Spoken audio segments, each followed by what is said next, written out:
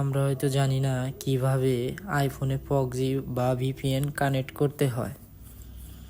আমরা প্রথমে অ্যাপ স্টোরে যাব, অ্যাপ স্টোর থেকে একটা অ্যাপস সার্চ করব। পটাশো নামে একটা অ্যাপস আছে, সেই অ্যাপসটা আমরা সার্চ করে ডাউনলোড করে নেব। আমার এসে গেছে 2 নম্বরে, এই অ্যাপসটা আমরা ডাউনলোড করে নেব।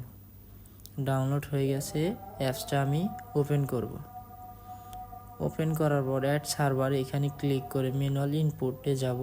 এখান থেকে শ্যাডো আর্ক আমি সক্স 5 সিলেক্ট করে নেব। যেহেতু আমার সক্স 5, আমি সক্স 5 সিলেক্ট করে নিয়েছি।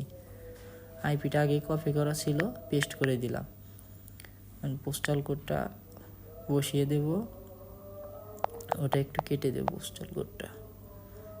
ননে এখানে যদি কারো পাসওয়ার্ড যদি আইপিতে থাকে তাহলে পাসওয়ার্ডটা বসিয়ে নেবেন।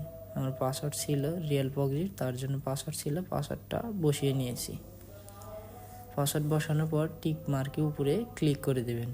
উপরে টিক মার্ক আছে ডান দিকে, ওইটা দিয়ে ক্লিক করে অ্যাড আসতে পারে, ওইটা কেটে দেবেন। দিয়ে স্টার রাউটিং এটা অন করে দেবেন। দেওয়ার পরে কানেক্টে ক্লিক করবেন। ক্লিক করার পর অ্যালাউটাও অন করে দেবেন। আপনার আইফোনে যে কোড থাকে কিংবা লক থাকে, লকের পিন, ওই পিনটা বসিয়ে দেবেন।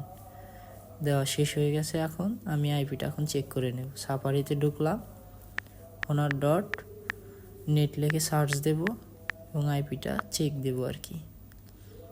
আমার আইপিটা পুরোপুরি ঠিক আছে এবং ঠিকভাবে কানেক্ট হয়েছে। মূলত এইভাবেই আইফোনে প্রক্সি বা ভিপিএন কানেক্ট করতে হয়। এই প্রক্সিতে যে কোনো প্রক্সি আপনি কানেক্ট করতে পারবেন। এই